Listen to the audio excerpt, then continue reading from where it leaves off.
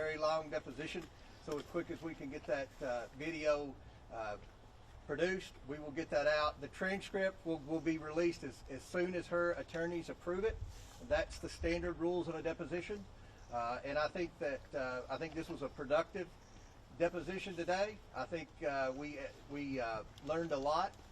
There were a lot of questions that we asked that we weren't satisfied with the answers that we got, but we will continue to move forward. Any of my colleagues, every member of the committee asked questions. And I would just say one of the things I learned today is if you really have specific questions about the Clinton Global Initiative or the relationship between the Clintons and Jeffrey Epstein and Ghislaine Maxwell, you got to ask Bill Clinton. And that's a great point. The number of times that she said, "I don't know, you'll have to ask my husband," was more than a dozen. And I'll put it like that. If I can, Go ahead, if I can just hop in. Also, too, I think it's important to note that we have been working in a bipartisan fashion to make this as painless as possible for the people that we're bringing in, but also to ensuring that there's accountability and transparency. You will hear a lot of spin, sometimes out of politicos in Washington, but the fact is that it's our goal and objective following this, and we also, too, did ask for follow-up from the Secretary on producing legislation that will help prevent this from ever happening again in the future, obviously working to combat trafficking, which has been a cause incredibly important, not just to myself, to Chairman Comer, to Representative Nancy Mace, but many members of this Oversight Committee. And so we are looking forward to continuing to provide that transparency. And Nancy, do you have anything? First of all, I want to thank Secretary Clinton for being here for as many hours as she was here today. She took every question from every single member. I want to thank my colleagues on both sides of the aisle, Republicans and Democrats alike, for being here today and asking questions. I very much look forward to speaking to her husband, former President Bill Clinton, tomorrow. We have a lot of work to do. Not surprised by some of the answers, surprised by some, and you'll get the transcript very soon, but I want to thank everyone who participated. This is nowhere near from over.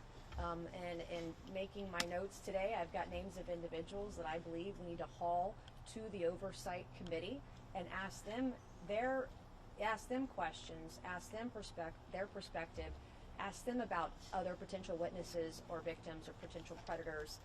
I think this is going to go on for a long time. There are millions of files. There are a lot of people involved, and some of the gaps that have been seen, especially early on, are very evident after speaking with her today. And I just want to thank everyone for their time. And we have a lot of work to do, and I'm willing to work with anyone who's willing to work with me. I'll work with you on getting to the bottom of this, making sure that this just doesn't ever happen again. And when it does, those predators are held accountable to the fullest extent of the law. Thank you.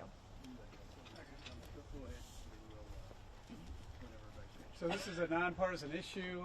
If you've read the Epstein files, there's unspeakable evil in there. And the American people and the victims deserve transparency and accountability.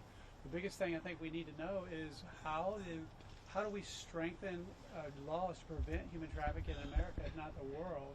And how does someone with such evil infiltrate the highest levels of the U.S. government and world leaders? So we're going to continue to ask those questions and get answers for the American people. We'll be happy to answer. Chairman Comer, thank you, Mr. Chairman. Secretary Clinton said in her opening statement, if Republicans were serious about investigating Jeffrey Epstein, that you would call President Trump to testify. Why won't you? Well, President Trump has answered hundreds, if not thousands, of questions from you all about Epstein, and I think he's been very transparent in releasing the documents. We expect hopefully more documents to come in. We're still assessing the 3 million plus documents that we have. We obviously will be moving on to the next phase and bringing more people in for questions. So again, remember, this was a bipartisan subpoena by members of both parties to bring in Ms. Clinton.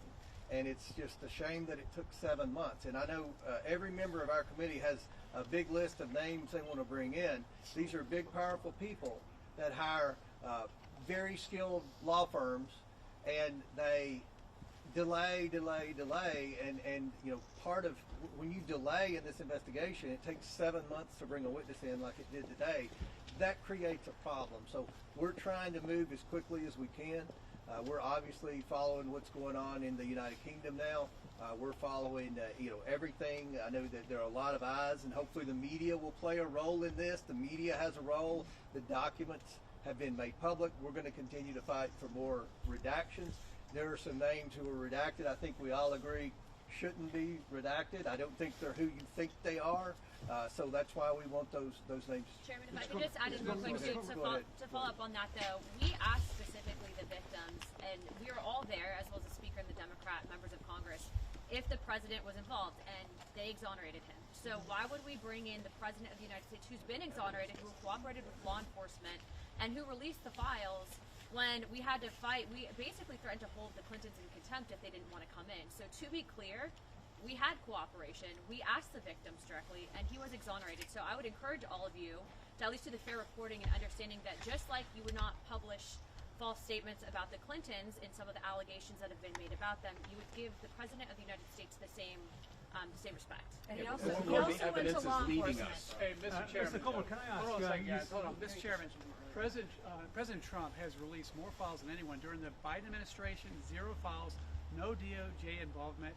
He has secured the border, lowered human trafficking, and passed the House Republicans, and President Trump has passed anti-human trafficking legislation just his first year. Mr. Coleman. And as for transparency, as you guys said moments ago, can you release any findings that were discussed today? You said some. We're going to answers release there. that video, and you'll be able to see the whole thing as quick as we can get the video produced. But I think what will be interesting is some of the comments that Secretary Clinton made at the very end about Jeffrey Epstein. And I think that would apply to others that you all obviously have an interest in too. So. Mr. Coleman, can I ask? You said that Bill Clinton is the man to ask questions. Or That's what Mrs. Clinton said many times today. why bring Hillary Clinton along? Again, Given for the 15th time, this was a motion made by Democrats and Republicans in a subcommittee on oversight. There were a list of people to bring in, and Bill and Hillary Clinton were on the list. And I'm glad we brought Hillary Clinton in because she's never really answered questions until in the last week about her relationship with Epstein and Maxwell. So she answered questions, and hopefully they'll be helpful as we move forward. Chairman Comer, are you now On satisfied the Clinton Global Initiative, was that your main focus today with Secretary Clinton, and did you feel like you got the answers you were looking for?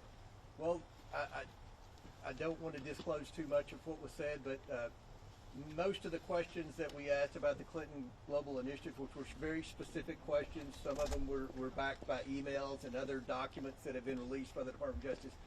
She said that she was a senator, and you would have to ask her husband that tomorrow. So we have a lot of questions for her husband tomorrow, and I'm confident that deposition will last even longer than this one. Chairman Thank Comer, you all. are you now Thank you all.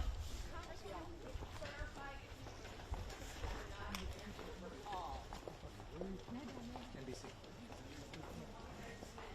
Are we expecting the Democrats